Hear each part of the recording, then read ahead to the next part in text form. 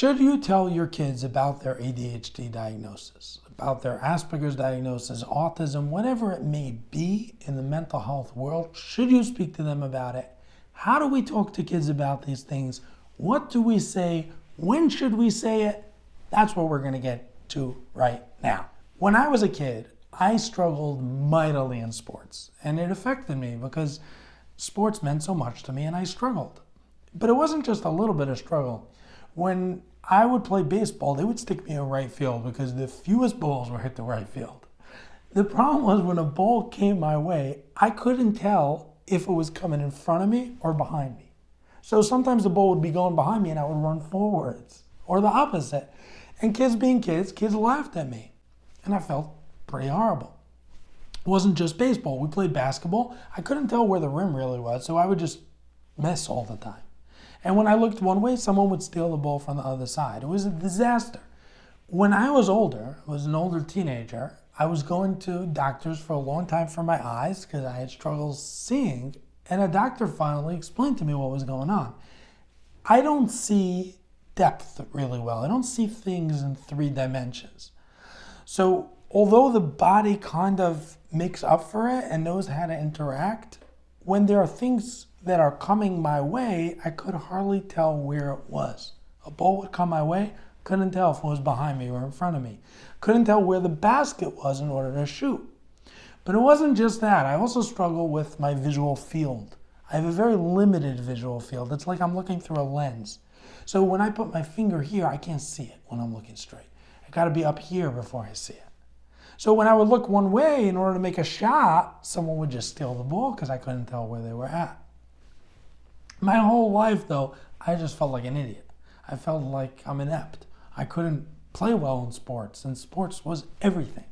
That's what happens when we don't understand what's going on in our life. Children don't see things in like, oh, maybe something's not right. They put them all kinds of names on themselves. They look at themselves like an idiot, or a moron, a failure, a disaster, and all kinds of horrible names. And when we don't tell our children what's going on, that's what they will think.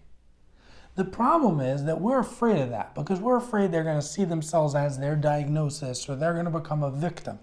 And it is an important point, and that's where we're going to get to how to do it right. But the first question of, should I tell my kids? The answer is yes, we should. Now, we want to tell our kids. There's not just one reason for that. There's more than one reason. One is they shouldn't see themselves as like an idiot and a failure and a disaster. But there's other reasons too. We also don't want our kids to see themselves as failures and disasters. But it also helps them in other ways. It helps them to have compassion. One of the issues with mental health struggles is that it often doesn't stop at one struggle. The amount of children with ADHD who also struggle with depression is very high. Same with Asperger's, autism, and many other struggles. We don't want that. One of the ways to help our children not fall into that is for them to have self-compassion. Self-compassion means that when I struggle, I don't just see myself as a disaster, I see it as this is hard for me. A great way to do that is to understand it through that lens. The reason why I'm having trouble controlling myself, having friends, the reason why I'm having all sorts of issues is because, hey, my ADHD is getting in the way. My inability to work socially or understand social cues. When I'm able to understand it within that framework, I can have compassion for myself.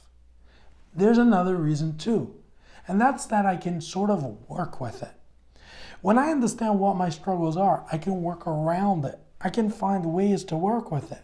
Whereas if I don't understand it, then it's just, I can't, and I become the greatest victim. So yes, we should speak to our children about it. When should we speak to them about it?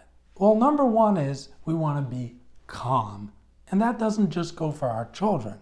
We want them to be calm. We want ourselves to be calm. If we're worked up in the moment, we're angry, we're upset, it's not a good time. But that doesn't just mean if we're angry and upset. It also means when we are comfortable with what's going on. We'll often get a diagnosis from a clinician and they'll tell us, hey, this is what's going on, and we're not comfortable with it yet. The problem is that when we're not comfortable with it, they're not either comfortable. They get those vibes, they get that, they pick up on it, and it doesn't help them.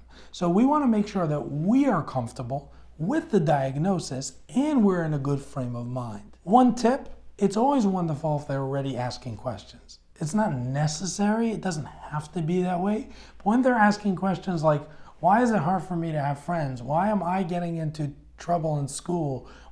When they're asking those questions, it sort of leads us to an opportunity where we can answer those questions and it comes off better.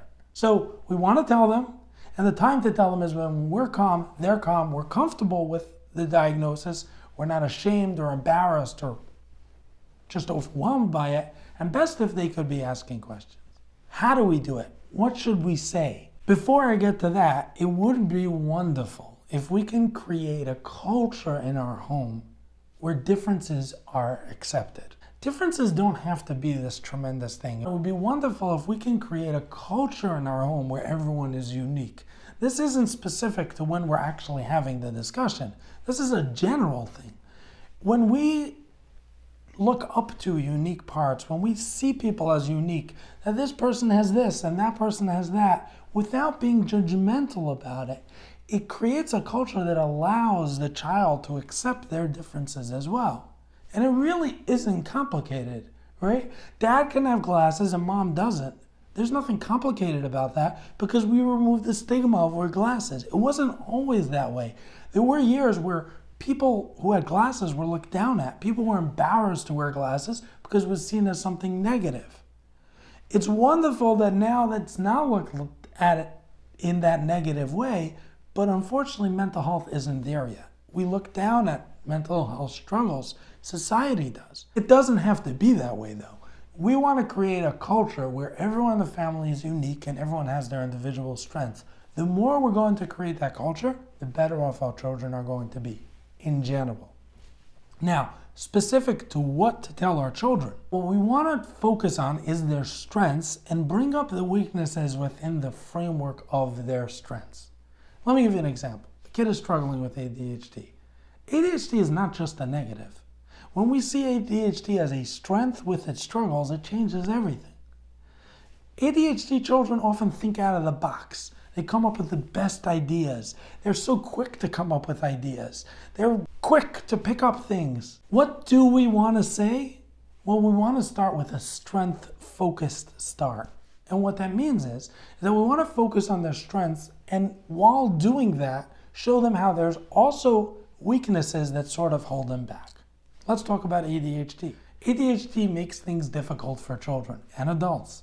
We're not here to sugarcoat that. But it does have a lot of strengths. Often people with ADHD are spontaneous. They think out of their box. They're quick to come up with ideas. What we want to do is frame it that way. You know how you often come up with the best ideas and you're so quick to come up with things and you come up with unique ideas? Well, that's an amazing thing that you have. But there's a reason for that. It's because your brain works a little differently. And through that, now explain the struggles. All right? Explain how the way their mind works is that it's often difficult to force it to focus on something specific that they want to focus on. So when they're in class, they try to focus on the lesson, but their mind goes in other places because we're trying to force it. When they're having friends and they're trying to interact with them, well, their mind might be going somewhere else because it's difficult to force it to focus. Explain the difficulties within the framework of the strengths. Number 2, stay with facts. We often as parents try to answer our children all kinds of amazing things that would be great to hear. But right now, all they need is just plain facts, the basics. And this moves into step number 3, and that is make this into the start of a conversation instead of the end of a conversation. When we talk to our kids about it, often we get overwhelmed by this being this big conversation. And it's not just in these kind of things with ADHD. When we talk to children about their bodies, about their sexuality, we get so overwhelmed by this big conversation when it really shouldn't be that way. It really should be the start of a conversation. The same thing applies here. Start talking about it. Explain to them the basic facts. But this shouldn't be the time where we have to answer everything in the world. Number 3, Continuously ask them if they understand. Again, this conversation doesn't have to be very long, but while you're explaining it, ask them if they understand, because often when we talk about things like this, we're busy explaining it in our own ways, and we don't realize how we're not really answering our children's concerns. Our children may be thinking something completely different when we talk about ADHD. They may be completely mistaken, or they may take our words in the wrong way. We want to ask them if they understand and ask them if they have any questions. And what this does is it gets to step number 4. It allows us to not make things heavier than they really have to be. When we base this on a simple facts and answering questions, we can just stay with the basics and open up their world to this idea of being unique and having their unique strengths. We don't have to be so heavy and make them feel, oh, what's going to be here and what's going to be there. We're basing it off their questions, and that allows us not to make it heavier than it is. Number 5, and maybe the most important of it all, to wrap it all up, and that is empower, and empower some more. How do we do that? We don't make this into this poor child. We talk about their strengths. We bring out their abilities. We make them feel good about their strengths and talk about the fact that there are things here that may be more difficult. And when we do that, what that does is it allows us to empower them to use their strengths within their difficulties. And I'm going to end with one last thing. You don't have to answer all their questions in one shot. When they're concerned or they come back to you with questions, you can tell them, I don't know, I'm going to look into this. I'm going to ask your therapist, or I'm going to ask someone who knows more. I'm going to look into it. We sometimes take that role as parents as having to answer every question they have. Puts a load on us, puts a load on them. It doesn't have to be like this. This is simple. At least it should be. At least in theory it is. Although it is overwhelming, this really doesn't have to be as complicated as our emotions make it out to be. We're just explaining things on a simple level. We're answering their questions. We're empowering them. We're making them feel good. And when we do that, we give them the tools that they can go on and use their strengths in all other areas. If you enjoyed this, subscribe, like, get involved in the comments, because we're on a mission to give practical, pragmatic information to you so that you can change your world, your family's world, and we slowly can change the entire world.